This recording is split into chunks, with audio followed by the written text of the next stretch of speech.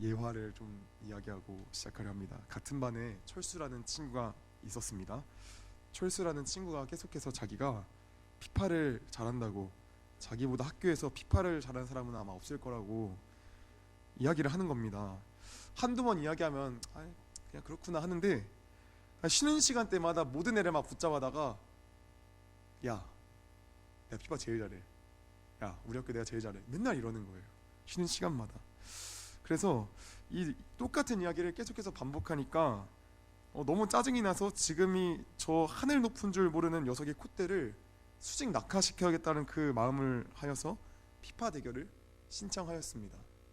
자기 자신을 생각하시면 돼요. 네, 피파 대결을 내가 신청했어요. 그렇죠? 수업이 끝나고 PC방을 가서 5판 3선승의 이 대결이 시작이 되었습니다. 결과가 어떻게 되었을까요? 이 철수가 아무것도 못하고 그냥 세 판 다 그냥 가볍게 져버렸습니다. 네, 정말 아무것도 못했습니다. 그 높은 콧대를 90도 각도기로 만든 것이 너무나도 뿌듯하여서 다음날 학교에 아이들에게 이 복음을 얼른 이야기하고 싶어서 밤잠을 설쳤습니다. 다음날 아침이 되어서 학교에 갔습니다. 아이들에게 철수 피파 실력이 근본이 없더라, 근본도 없는 게 까불었더라, 좀 이렇게 간증하려는 찰나에 저 멀리서 친구들이 나에게 하는 이야기가 이렇게 들려져 옵니다. 야, 너 철수한테 피파 그냥 아무것도 못하고 졌다며? 이게 무슨 스프 없는 라면 같은 이야기일까요? 이게 굉장히 말도 안 되는 이야기여서 사건의 진상을 파악해보니 이 철수 이 녀석이 자기가 피파로 압살했다고 거짓 소문을 퍼뜨렸던 겁니다. 이 어이가 없어서 이게 무슨 말이냐고 하니까 철수는 오히려 적반하장식으로, 넌 또 뭔 소리야, 왜 저 놓고 왜 따져, 이러면서 증거 있어! 막 이렇게 이야기를 하는 겁니다.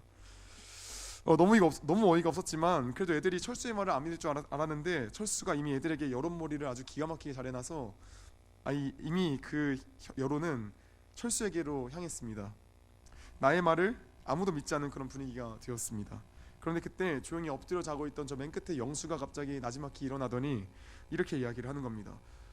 야, 내가 어제 PC방 가서 그 게임하는데 내 뒷자리 둘이 하길래 내가 봤는데 이 철수 그냥 압살 당하던데?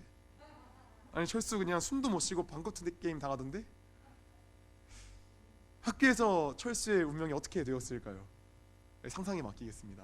뭐 아시는 대로 됐겠죠. 네. 여러분, 만약 영수의 증언이 없었다면 어땠을까요? 애들이 내가 철수와의 피파의 시합에서 내가 그냥 압살해버렸다는 그 사실을 믿었을까요? 네, 쉽게 믿지 못했을 겁니다. 그러나 직접 그 현장을 두 눈과 두 귀로 목격한 이가 있었기에 철수의 그 말이 거짓말이었음을 판단할 수 있었을 겁니다. 네, 증인의 힘이란 이런 겁니다. 증인의 힘은 이런 겁니다. 상황을 한 번에 역전시키는 그런 결정적인 힘을 가지고 있습니다. 그런데 오늘 본문을 보시면 지금 예수님께는 이러한 증인들이 지금 필요한 상황이에요. 필요한 상황. 오늘 본문이 그렇다면 어떤 상황이길래 예수님께 증인이 필요한 걸까요? 어떤 상황이길래 예수님께 증인이 필요한 걸까요? 자, 예수님께서 처한 상황이 어떤 상황인지 먼저 간략히 나누자면, 오늘 본문 5장의 도입부를 먼저 보시면 38년째 걷지 못하는 그런 병자가 한 명 나타납니다. 예수님께서는 이 사람을 보시고 불쌍히 여기셔서 그의 병을 치유해 주셨습니다. 그러자 38년 동안 걷지 못하던 이가 일어나서 걷는 기적이 나타났습니다. 그런데 병이 나은 이를 보며 축하해 주기는커녕 굉장히 기분 나쁜 태도로 접근하는 이들이 있었는데, 그들이 누구냐면 바로 유대인들이었어요. 유대인들.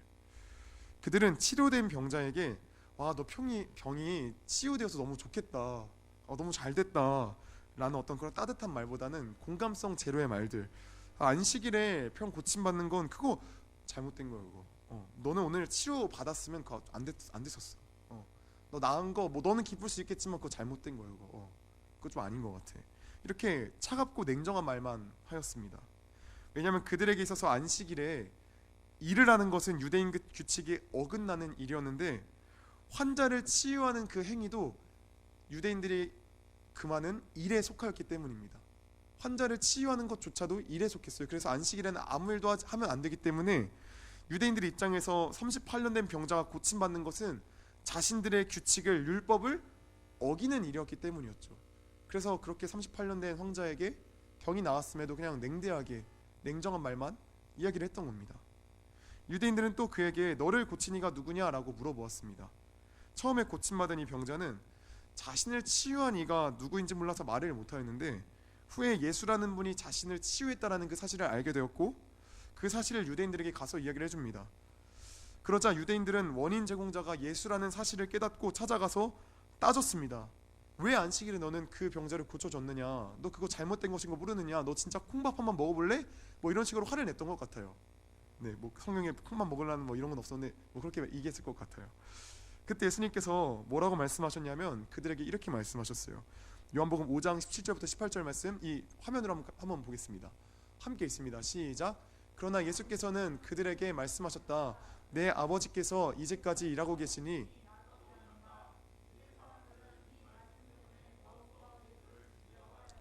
그것은 예수께서 안식일을 범하였을 뿐만 아니라 하나님을 자기 아버지라고 불러서 자기를 하나님과 동등한 위치에 놓으셨기 때문이다. 예수님께서 뭐라고 말씀하셨죠? 지금 그들에게 이렇게 말씀하셨습니다. 저 빨간색으로 표시된 것처럼 내 아버지께서 이제까지 일하고 계시니 나도 일한다. 예수님의 유대인들은 안 그래도 예수로 인해서 지금 굉장히 화가 잔뜩 나 있는데 예수님의 이 말을 듣자마자 이미 차올랐던 그 화가 완전 분노가 폭발해 버렸습니다. 예수님의 어떤 말 때문에 유대인들이 이렇게 극대노를 하게 된 걸까요? 이렇게 막 화가 막 잔뜩 난 걸까요? 어떤 말들 때문에? 네, 내 아버지께서라는 말 때문입니다. 이 말에 내포되어 있는 의미는 성경에 기록된 대로 이러합니다. 예수님께서 내 아버지께서라고 함은 예수님 자신이 하나님과 하나님의 아들이며 동시에 자신을 그 하나님과 동등한 위치에 올려놓은 겁니다. 그래서 유대인들의 입장에서 보았을 때 이거는 신성모독인 겁니다. 신성모독. 율법에서 신성모독죄를 처한 자는 돌로 쳐 죽이라는 내용이 나와 있듯이 그래서 유대인들이 예수님의 이 말을 듣자마자 완전히 화가 폭발을 하게 된 겁니다. 여러분 그런데 예수님께서는 유대인들이 자신을 돌로 쳐 죽이려고 하는 그런 긴급한 상황 가운데서 도망가지 아니하시고 갑자기 자신에 대한 어떤 그런 변론들을 하기 시작합니다. 자기 자신에 대한 변론. 자신이 하나님의 아들임을 지금 드러내고 계세요. 오히려. 그래서 지금 이 본문의 상황은 오늘 읽은 본문의 상황은 하나님의 아들임을 주장하는 그런 예수님과 예수님의 주장이 틀렸다고 주장하는 그런 유대인의 대비가 이뤄지는 거예요. 지금 오늘 본문이 예수님의 말만 있었어도 지금 이 대비가 일어나고 있는 겁니다. 이 장면에 대해 한 학자는 굉장히 재밌게 표현을 하더라고요. 그 학자가 쓴 부분을 제가 좀 읽어드리겠습니다. 지금 예수님은 재판을 받기 위해 법정에 서 계신다. 예수님은 지금 자신이 하나님과 동등하다고 주장하셨다는 이유로 신성모독죄로 고소를 당해서 법정에 서 계신다. 그렇다면 이제 문제는 누가 옳은가 하는 것이다. 예수님이 옳은가 아니면 그분을 비난하고 고소하는 유대인들이 옳은가 하는 문제다. 그런데 이 문제를 해결하기 위해서는 증인들의 출석이 요구된다. 이렇게 학자가 좀 적었더라고요. 학자가 이 문제를 지금 해결하기 위해서는 무엇이 필요하다고 지금 이야기를 하죠? 네, 증인이 필요하다고 이야기를 합니다. 예수님께서 자신이 하나님의 아들이심을 드러내기 위해서는 지금 증인이 필요한 거예요. 증인이 없이는 사람들에게 자신이 하나님의 아들임을 드러낼 수가 없어요. 하나님의 아들인 건 팩트인데 피파에서 이긴 게 팩트인데 애들한테 말해도 애들이 못 알아듣듯이 증인이 지금 필요한 겁니다. 그렇다면 누가 예수님의 증인이 될 수 있을까요? 누가? 예수님이 하나님의 아들 되심을 증언하는 일은 결코 쉽지만은 않을 것 같습니다. 그렇죠? 그런데 오늘 본문을 보시면 그 증인이 한 명도 아닌 무려 3명이나 등장을 하게 됩니다. 먼저 첫 번째 증인으로 서게 된 이는 바로 세례 요한이라는 인물입니다. 세례 요한. 함께 오늘 본문 35절 말씀을 같이 한번 읽어보겠습니다. PPT로 한번 읽어볼까요? 네, 번역이 좀 다릅니다. 같이 읽어볼게요. 시작. 요한은 타오르면서 빛을 내는 등불이었다. 너희는 잠시 동안 아멘. 세례 요한이라는 인물을 설명하기 위해서는 좀 간략한 역사를 좀 알아야 합니다. 제가 자주 설명을 했었는데 구약의 역사를 한마디로 말씀드리자면 끊임없는 이스라엘 백성들의 반역과 그럼에도 불구하고 그들을 품으시는 하나님의 사랑, 이것이 이스라엘의 역사를 간략히 요약하면 이런 내용이에요. 이스라엘 백성들은 출애굽 시대에도 사사 시대에도 왕정 시대에도 분열왕국 시대에도 어느 시대건 간에 끊임없이 하나님께 죄를 범하였고 하나님께 대적을 하였습니다. 그러나 하나님께서는 그 시대마다 이스라엘 백성들이 끊임없이 자신을 대적하고 죄를 저지름에도 불구하고 하나님께서는 그들에게 죄에서 돌이키라라고 사람을 보내셔서 말씀을 하셨습니다. 사람을 보내셔서 하나님의 말씀을 증거하셨어요. 하나님의 말씀을 전하는 이들 가운데 대표적인 집단이 바로 선지자라는 그런 집단이었습니다. 선지자. 하나님께서는 언제나 이들을 보내어서 이스라엘 백성들 가운데 말씀하시게 하셨어요. 그런데 어느 순간부터 하나님께서 선지자를 이스라엘 백성들 가운데 보내시지 않는 거예요. 어느 순간부터 하나님께서 어떤 말씀도 갑자기 하지 않으시는 거예요. 하나님께서 선지자를 보내시지 않으시며 침묵하시던 때를 우리가 침묵시대다라고 이야기를 하는데, 이 시기는 무려 400년 동안 지속이 되었습니다. 400년 동안 이스라엘 백성들은 하나님께서 다시금 자신들에게 무엇이라도 말씀하시기를 갈망했습니다. 그런데 400년의 이런 기나긴 하나님의 긴 침묵을 깨면서 갑자기 누가 등장하냐면 바로 방금 말씀드린 세례 요한이라는 인물이 등장을 하게 된 거예요. 마태복음 3장 1절부터 6절 말씀을 같이 한번 천천히 한번 읽어보겠습니다. 함께 있습니다. 시작. 그때에 세례 요한이 이르러 유대 광야에서 전파하여 말하되 회개하라 천국이 가까이 왔느니라 하였으니 그는 선지자 이사야를 통하여 말씀하신 자라. 일렀으되 광야에 외치는 자의 소리가 있어 이르되 너희는 주의 길을 준비하라 그가 오실 길을 곧게 하라 하였느니라. 이 요한은 낙타털 옷을 입고 허리에 가죽띠를 띠고 음식은 메뚜기와 석청이었더라. 이때 예루살렘과 온 유대와 요단강 사방에서 다 그에게 나와 자기들의 죄를 자복하고 요단강에서 그에게 세례를 받더니. 아멘. 낙타털 옷을 입고, 상상해 보세요. 낙타털 옷을 입고 허리에 가죽띠를 맨 어떤 수염이 막 잔뜩 난 어떤 근육질의 남자가 막 나와가지고 갑자기 느닷없이 나타나서 이렇게 외치는 거예요. 회개하라! 천국이 가까이 왔느니라! 막 이렇게 이야기를 막 선포하는 거예요. 그럼 막 근육질의 사람과 뭔가 좀 이상한 옷차림을 한 사람이 그렇게 선포를 하는 거예요. 그러자 많은 사람들이 그 메시지를 들으니까 갑자기 자신들의 죄를 나와서 죄를 자백하고 회개하며 세례를 받는 일들이 나타나는 거예요. 여러분, 이스라엘 백성들이 이런 일들을 보면서 무슨 생각을 했을까요? 분명히 저 비범한 인물은 하나님께서 보낸 사람일 것이다 라는 그런 마음이 들지 않았을까요? 이런 세례 요한에 대한 소문은 순식간에 퍼지기 시작했고, 그를 모르는 사람이 이스라엘 백성 사이에서 아무도 없을 정도가 되었습니다. 날이 가면 갈수록 이스라엘 백성들의 관심은 세례 요한을 향해 더욱더 꽂히게 되었어요. 그런데 이 세례 요한이라는 사람은 굉장히 특이했어요. 스포트라이트가 자신에게 오면 좀 기뻐할 법도 하잖아요. 그렇죠? 좀 뭔가 사람들이 좀 자신에게 좀 이렇게 하면은 뭔가 나의 말을 좀 이제 들으세요, 나의 말 좀 이제 좀 귀 기울이세요 할 수 있잖아요. 그렇죠? 그러면서 좀 뭔가 큰 교회도 지을 수 있을 것. 그런데 세례 요한은 신기하게도 사람들의 시선이, 관심이 자신에게로 모여지는 것을 전혀 원하지 않은 거예요. 여러분, 내가 하나님의 말씀을 알고 있습니다. 나한테 오세요. 내가 하나님의 말씀을 전해드리겠습니다. 내 말에 귀를 기울여 보세요 라고 하지 않았어요. 요한은 예수에게 그 모든 스포트라이트를 오히려 돌리는 거예요. 오히려 예수에게 다 그걸 돌리는 거예요. 예수를 증언하기 위해 그 모든 불림을, 예수를 비추기 위해 불림받은 사람이 세례 요한이었거든요. 그래서 세례 요한의 삶은 철저하게 예수님만 비추는 그런 삶이었습니다. 함께 요한복음 1장 6절부터 8절, 1장 32절부터 34절, 3장 30절 말씀을 천천히 하나하나 읽어보도록 하겠습니다. 함께 읽습니다. 시작. 하나님께서 보내신 사람이 있었다. 그 이름은 요한이었다. 그 사람은 그 빛을 증언하러 왔으니 자기를 통하여 모든 사람을 믿게 하려는 것이었다. 그 사람은 빛이 아니었다. 그는 그 빛을 증언하러 왔을 따름이다. 아멘. 그 다음 거 넘겨주시겠어요? 네, 함께 있습니다. 요한이 또 증언하여 말하였다.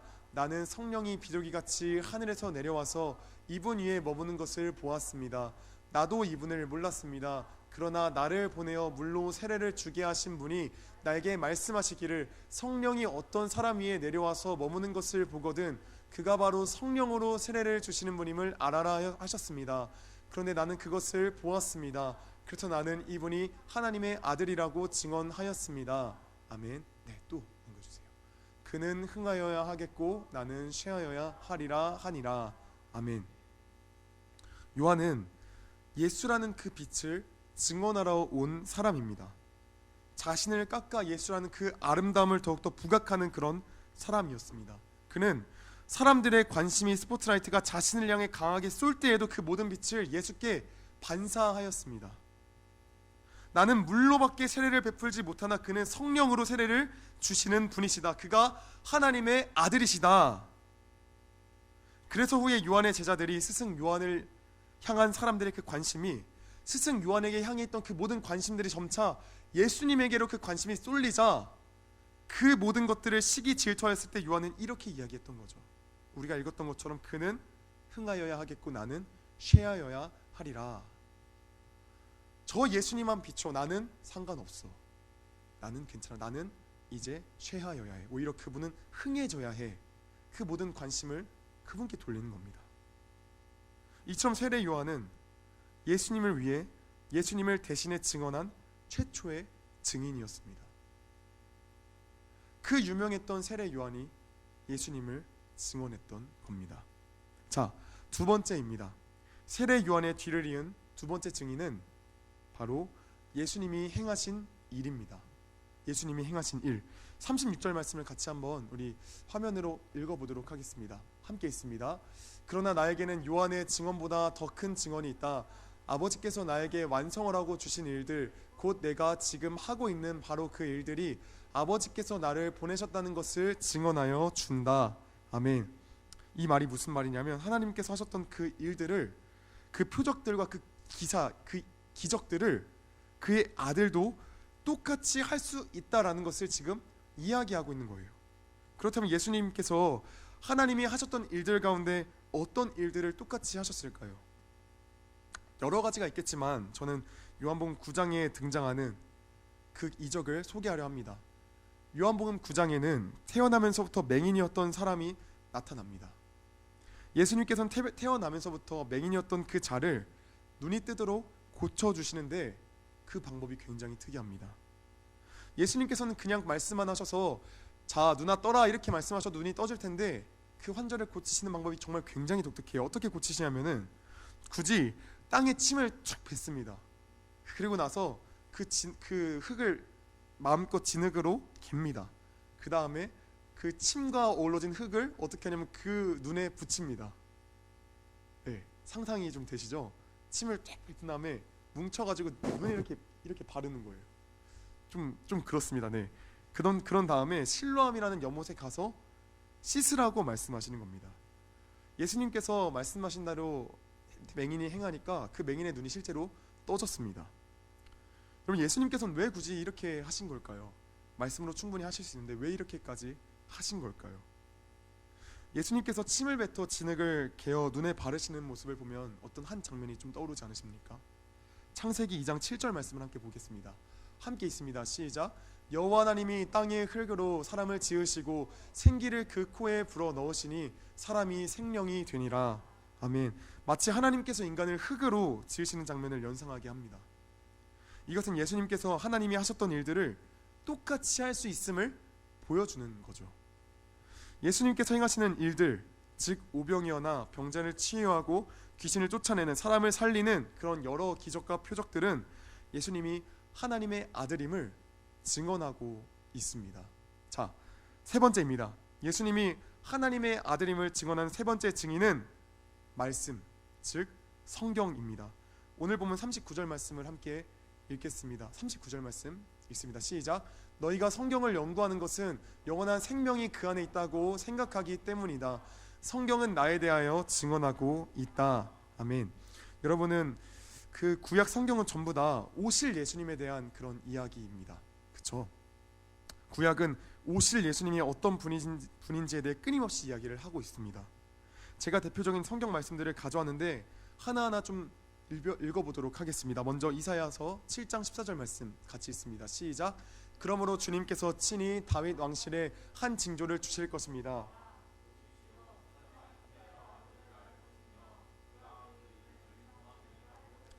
에스겔 34장 15절 말씀 보겠습니다.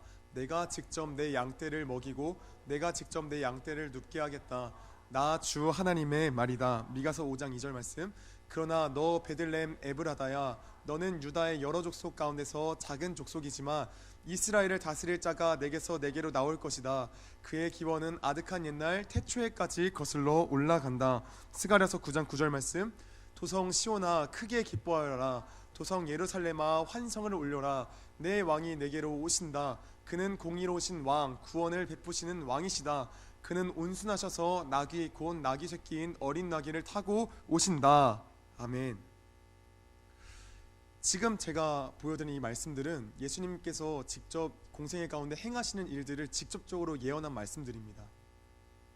이처럼 구약은 오실 예수님이 어떤 분이신지, 베들레헴에서 태어나고 그가 예루살렘에 입성할 때에 작은 나귀를 타고 오실 것이다, 이런 여러 가지 것들을 말씀하시고 계십니다. 구약은 예수님이 어떤 분이신지, 오셔서 어떤 사역들을 하실지 하나하나 다 말해주고 있습니다. 방금 읽은 본문들도 대표적인 본문만 제가 가져왔지, 사실 구약의 그 모든 말씀들을 깊이 묵상하다 보면 결국 모두 다 예수님의 이야기로 이어지게 됩니다. 성경은 이처럼 예수님이 하나님의 아들이심을 증언하고 있는 겁니다. 우리가 이렇게 세 명의 증인들을 봤습니다. 세 명의 증인이 누구라고요? 첫 번째 세례 요한, 그리고 두 번째 예수님께서 행하신 일들, 기적과 표적들, 세 번째 어떤 거죠? 말씀, 성경, 세 가지입니다. 자, 그런데 오늘 말씀 우리가 쭉 읽어봤지만 예수님께서 이렇게 세 가지 증언을 하니 유대인들이 물러갔더라, 유대인들이 알아먹고 그냥 갔더라, 이런 말씀이 없습니다. 그냥 예수님의 말로 끝이 나게 되어집니다. 이것이 무엇을 의미하는 걸까요? 저는 이것에 대해서 몇 가지 묵상을 해봤습니다. 우리가 예수님이 내세우신 그 증인들에 대해 잠깐 좀 생각해봤으면 좋겠습니다. 여러분이 예수님이라면 사람들이 예수님의 하나님의 아들이심을 의심할 때에 누구를 가장 증인으로 내세울 것 같나요? 어느 누구를 증인으로 내세워야 가장 납득이 될 것 같나요? 세례 요한, 맞습니다. 세례 요한도 있고 또 있습니다. 여기 안 나오는 것들 누가 있습니까? 예수님과 함께한 12제자 아닐까요? 12제자 옆에서 날마다 예수님께서 하신 그 모든 기적들을 보았고, 사람을 살리시는 것도 보았고, 떡을 떼어서 수많은 사람에게 음식을 나눠주시는 것도 보았고, 온갖 기적들을 다 12제자는 보았습니다. 그런데 예수님은 이런 12제자를 증인으로 내세우지 아니하시고 오히려 세례 요한, 그리고 예수님이 행하신 그런 기적과 표적, 그리고 말씀, 이 세 가지를 증인으로 내세우는 겁니다. 왜 예수님께서는 이 세 가지를 증인으로 내세우시는 걸까요? 이 세 가지에는 공통적인 특징이 있습니다.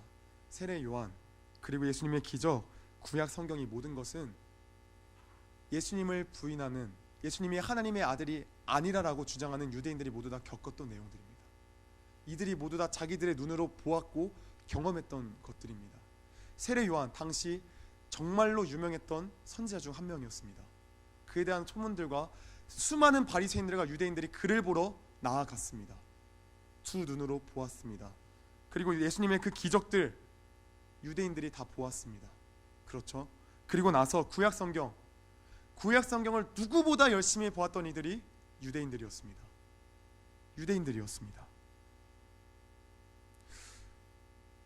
정리하겠습니다. 이 모든 것들 가운데 공통점은 그들이 보고 이미 경험했다라는 겁니다. 그런데 이미 보고 경험한 것들 가운데 그들은 그 안에 계신 예수님을 아무도 보지를 못합니다. 그 예수님을 보지를 못합니다. 이것을 오늘날로 적용을 해볼까요? 오늘날로 한번 적용을 해볼까요? 오늘날의 예수님의 하나님의 아들 되심을 증언하는 게 무엇일까요?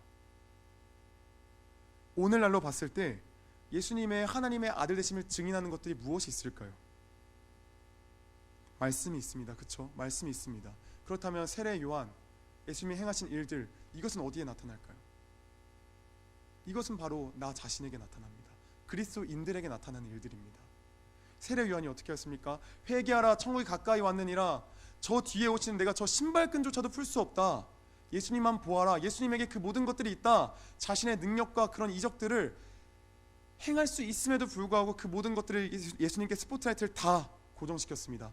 사도들이 그 모든 수많은 병자들을 고치고 귀신을 쫓음에도 불구하고 그 모든 스포트라이트를 어디로 향했습니까?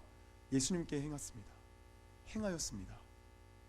그럼 한 번 더 깊게 더 들어가겠습니다. 오늘날 믿지 않은 자들이 바라보는 증인이 무엇입니까? 오늘날 믿지 않는 자들이 바라보는 증인이 무엇입니까? 바로 우리들입니다. 바로 우리들이에요. 그 증인은 우리예요. 우리 안에 예수가 계시다면, 우리 안에 있는 그 예수가 살아 숨쉬어서 그 능력들이 나타난다면 그들은 예수님의 행하신 일들을 보게 되는 겁니다. 그들은 우리가 예수님의 살아계심을 전할 때 그냥 그걸 보게 되는 겁니다. 그렇기에 우리는 하나님의 참된 증인인 겁니다. 예수님의 참된 증인인 겁니다. 사랑하는 여러분, 우리가 전도를 하며 나아갈 때 참 많은 고민들이 있습니다. 어떻게 전도하면 될까? 어떻게 예수님의 살아계심을 전하면 되는 걸까? 어려운 것이 없습니다. 그저 본 것을 전하면 됩니다. 그저 보고 들은 것을 그냥 증거하면 됩니다. 우리가 뭘 봤다고 뭘 전하라는 거야? 우리가 뭐 예수님의 때처럼 뭐 오병이어 사건을 직접 보았나? 죽은 나사로를 살린 것을 우리가 직접 보았나? 뭘 봤다고 도대체 뭘 전하라는 거야? 라고 질문을 할 수도 있습니다. 그런데 아까 말한 그 학자분이 또 이런 멋진 표현을 했습니다. 제가 읽어드리겠습니다. 사람들이 주님을 십자가에 못 박았을 때 우리도 그곳에 있었는지 하나님이 물으십니다. 증인들은 네, 저희는 그곳에 있었습니다. 저희도 그리스도와 함께 십자가에 못 박혔습니다 하고 대답합니다. 주님을 무덤에 뉘었을 때 우리가 그곳에 있었는지 하나님이 물으십니다. 증인들은 이렇게 또 대답합니다.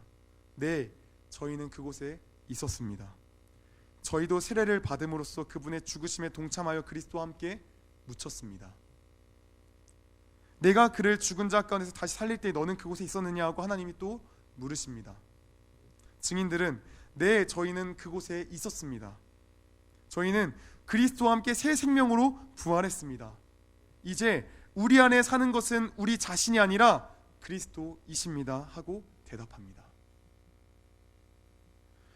우리가 믿음으로 살아갈 때, 우리가 믿음으로 그분과 함께 십자가에 죽고 그분과 함께 묻혔고 그분과 함께 살아났습니다.